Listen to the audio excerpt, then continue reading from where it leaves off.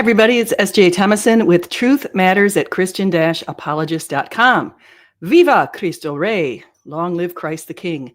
This is a resounding method, resounding words that came from quite a few saints in the past century. I'm going to talk today about Viva Cristo Rey and a movement, Cristeros, that you probably have never heard of, because I hadn't heard of it until rather recently from a friend of mine called Diego, who's a friend of the channel. He told me to look into Viva Cristo Rey and to look into what happened in Mexico in the 1920s. And so we're going to talk about that. And then we're going to talk about three very exciting saints who emerged out of this time period, this very devastating time period for the Mexican population. And we're going to go to that right now. So here's what you need to know. In 1917, now think about the similarities of evil that occurred in the year 1917. It's pretty amazing when you really think about it, because at the same time in 1917 that we had, of course, the Bolshevik explosion over there in Russia, and we had a number of other events, but we also had some goodness. We had Our Lady of Fatima. Starting on May 13th, she was appearing to 3 children in Fatima, Portugal.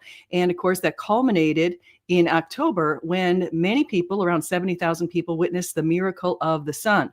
At this exact same time, right around this time, the Mexican Constitution of 1917 was adopted with its strictly anti-Catholic doctrines. So in Article 3, it said everyone has a right to education and the state is responsible for providing it. Notice that the state is, not the church, not the home, the state. There was also a prohibition of religious influence. It prohibited religious corporations, ministers of religion, and religious associations from participating in elementary, secondary, and normal education. So, of course, this was run by an atheist. There was an atheistic influence in a lot of this. They also nationalized all church land in Article 27 and prohibited church from owning property. So you can already see where that's going. They forbade public worship outside the church. They denied churches legal status and limited the number of ministers and banned foreign ministers. So in other words, they're basically saying there could only be this certain number of priests. Now we're going to see what happened. It absolutely devastated the population of priests. And then, of course, many times the Catholic Church sends priests around the world. So this said, no, we can't have any foreign-born ministers in the churches. It also gave state and local governments the power to regulate religious institutions. So it was totally devastating, this constitution, but it hadn't really been enforced too much until this very evil man came into power, and his name was Plutarco Elias Calles. He was a president between 1924 and 1928, and then he was sort of the de facto leader between 1929 and 1934. We're going to talk about his background. He was an atheist, and later in life became a spiritualist, but it was possibly his spiritual views were based on his Freemasonry. And I'm going to show you evidence that he was a Freemason. He belonged to the Helios Lodge in Gamos, Sonora, and he enforced anti-church measures in the Constitution. He outlawed religious orders. The Catholic Church was stunned by a lot of this kind of stuff. And so they decided that for a few years, they would stop holding services or masses because they wanted to get the public attention and support against this evil man. Calles' law was there were penalties for priests who criticized the government, 5 years imprisonment, or wore clerical garb in certain situations outside their churches. They would have to pay 500 pesos. Now, that doesn't sound like a lot today. That was a ton of money in the 1920s. And this occurred on 7/31/1926. So in July 31st of 1926. So almost 100 years ago. Think about that. There's going to be an anniversary next year. So prior to the Cristero War in 1926, there were around 4,500 priests. But by 1934, there were only 334 priests licensed by the government. See, the government had to license the priest. In other words, it was trying to regulate who could be and who could not be the priest. So there were only 334 people to serve 15 million Catholics. Some of these people left Mexico, or they were expelled, executed, or assassinated. And of course, we're going to talk about 3 saints who were assassinated at this time, executed by the government. So by 1935, 17 of the 31 states had no priests at all. And so hold on just one second here. Okay. This little girl wants to be in the picture too. So here we go. So we had that occurring. So then what happened? Well, here's the Freemasonry idea. It started in Helios as the ancient and accepted Scottish rite. That's what it says here in the Spanish. And so we have here evidence that he's wearing the sash. So what I did was I went to ChatGPT and I went to Gemini and I uploaded this picture of President Calles in this with this sash on, and I asked it, I said, please identify exactly what the sash is, because some people have denied that he had Freemason attachments. But ChatGPT said most likely this represents the 33rd degree. That's the highest degree you can possibly get in Freemasonry and accepted Scottish rite, the Sovereign Grand Inspector General, the highest honorary degree. This is reinforced by the ceremonial pose, the formal throne-like chair, and the sash bearing a prominent emblem at the chest. Now, Gemini went into a little more detail. It says the regalia of the 33rd degree, which includes this specific sash, is worn by members who have been elevated to the rank of Inspector General Honorary. The white color of the sash symbolizes purity and innocence, while the gold trim signifies the value and wisdom associated with this high honor.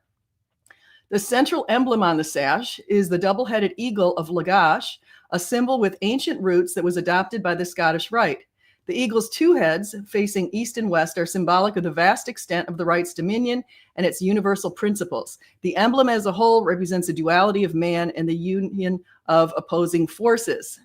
Now, what is the Catholic Church? The Catholic Church has been condemning Freemasonry for centuries. Going back to 1738, Pope Clement XII formally condemned Freemasonry for its secrecy, its oaths, and doctrines that are contrary to the Catholic faith. Catholics who joined were to be excommunicated.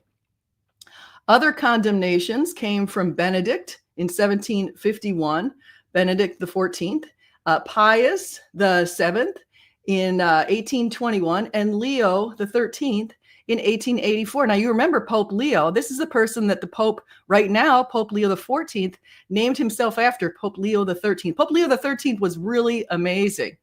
He, at one point, when he was giving a mass, he heard the voices, a very guttural voice of the devil, of Satan, and a very smooth, reasoned voice of Jesus.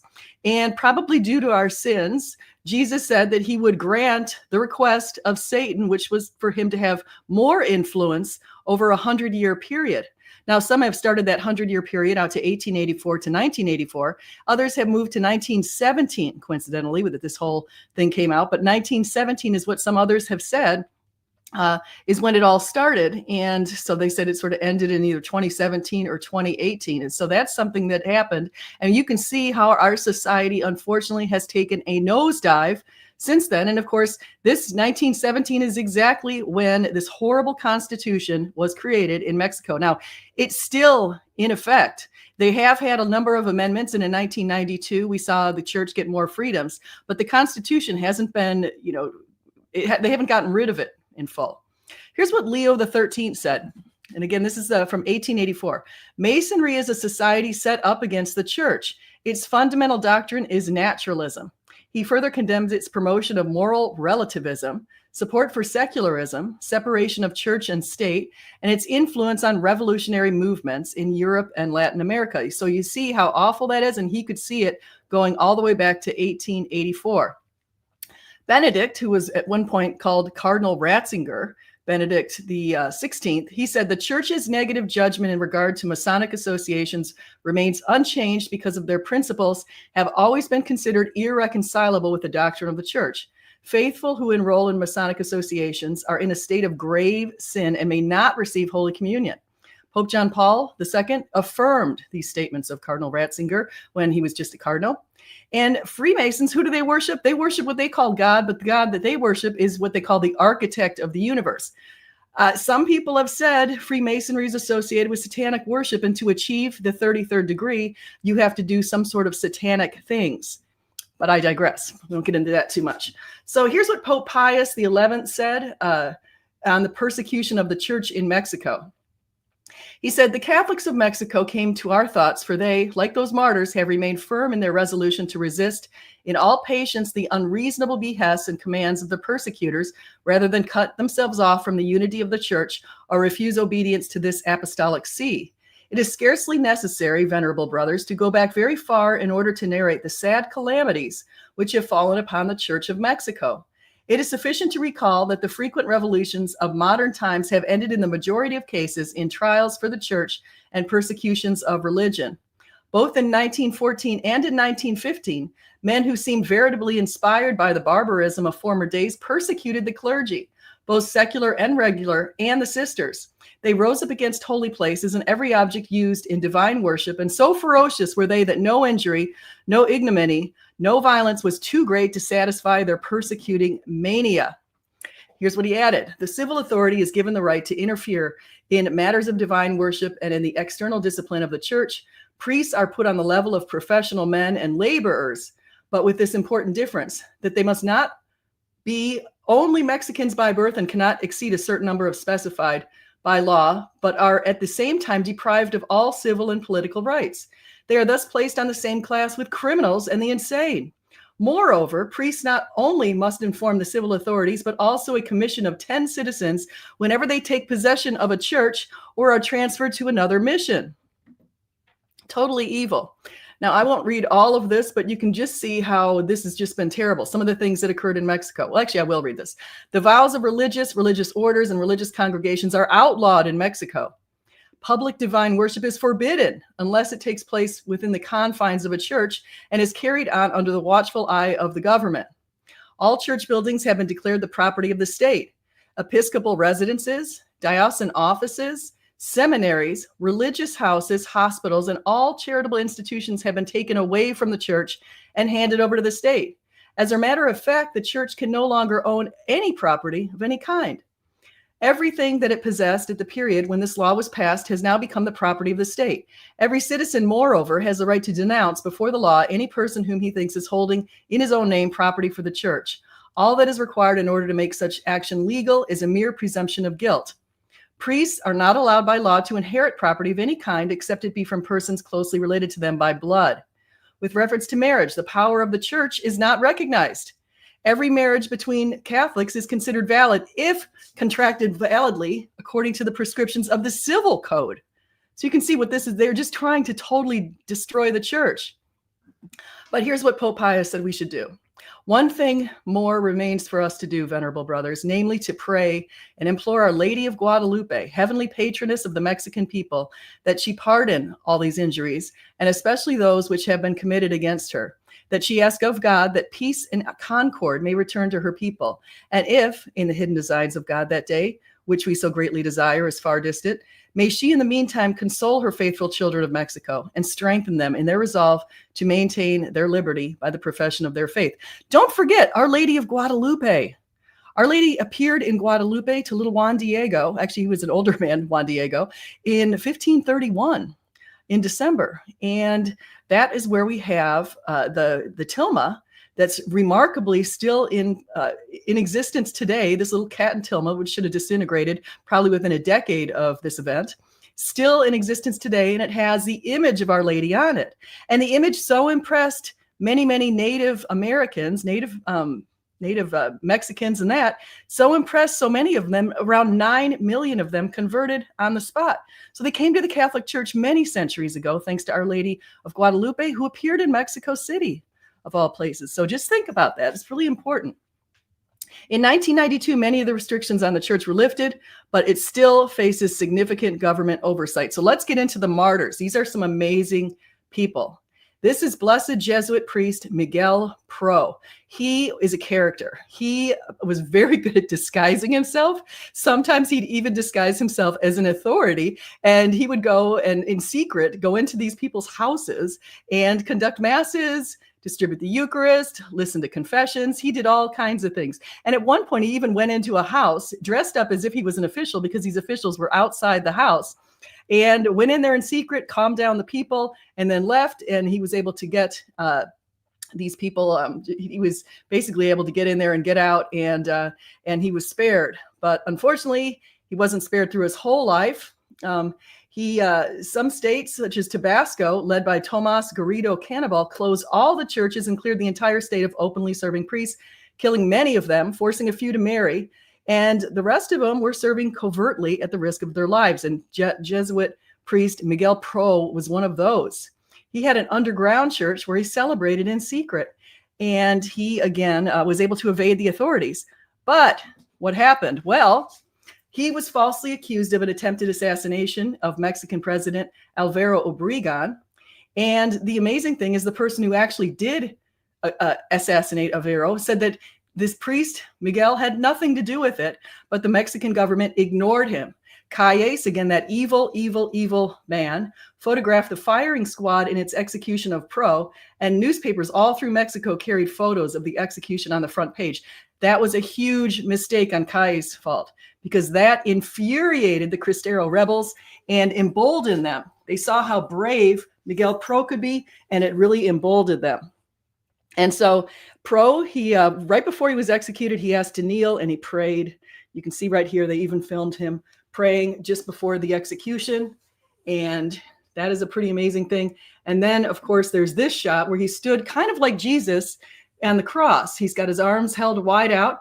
He refused to wear a blindfold because he wanted to face his executioners. He had a crucifix in one hand and a rosary in the other. And he held his arms out and shouted, "May God have mercy on you. May God bless you, Lord. Thou knowest I am innocent. With all thy heart, I forgive my enemies." And just before the firing squad was ordered to shoot, Pro raised his arms in imitation of Christ and shouted, "Viva Cristo Rey, long live Christ the King." The first shots failed to kill him, so a Mexican soldier actually got right in front of him at point blank range and killed him. After he died, 40,000 people showed up at his funeral. 40,000. Talk about a pretty impressive group. Pope John Paul II said of him in 1988, "Neither suffering nor serious illness nor the exhausting ministerial activity frequently carried out in difficult and dangerous circumstances could stifle the radiating and contagious joy which he brought to his life for Christ, and which nothing could take away. Indeed, the deepest root of self-sacrificing surrender for the lowly was his passionate love for Jesus Christ and his ardent desire to be conformed to him even unto death." Pretty amazing. So he's been made a saint. Another one, Father Sabes Reyes. In April 1927, he was arrested by federal troops because he was also continuing to be a priest. He was tortured, chained to a pillar for days with no food or water, and he was beaten repeatedly while refusing to renounce his priesthood and, of course, refusing to renounce Christ. On April 13th, he was dragged outside and shot by a firing squad. What were his last words? "I forgive you and I will pray for you. Viva Cristo Rey." He was canonized in 2000. And then Jose Sanchez del Rio, little boy, little 14-year-old, very, very brave boy. He joined the Cristeros as a flag bearer. Again, the Cristeros is the group of people, sort of a ragtag group of people who united to fight against their evil government and to stand up for the Catholic Church. And he was a flag bearer. He apparently was a bugler. He had a little bugle he would play, and he was an assistant to the soldiers. But he was caught, this little 14-year-old, and they flayed his feet and forced him to walk on salt. They marched him with bloody feet to a cemetery. That's where they were going to bury him, insisting he recant his faith. But he kept saying, "Viva Cristo Rey." When they asked him for his last words for his father, he said, "We'll see each other in heaven." He also was beatified under Pope Benedict XVI and canonized under Pope Francis. So an amazing young man. And so this presentation was made possible by the idea of Diego, one of the friends of the channel. There's Diego right here, Diego Eduardo. Thank you, Diego.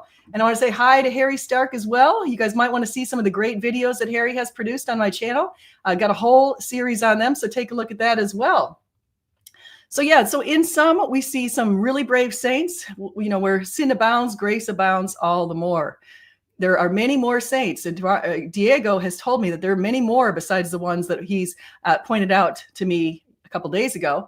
And so I will probably look into those too and make more videos, because I think these can really inspire people to stand up in times of trouble and to yell, "Viva Cristo Rey," you know, long live Christ the King. Jesus is the King of Kings and Lord of Lords, and we love him because of what he did for us.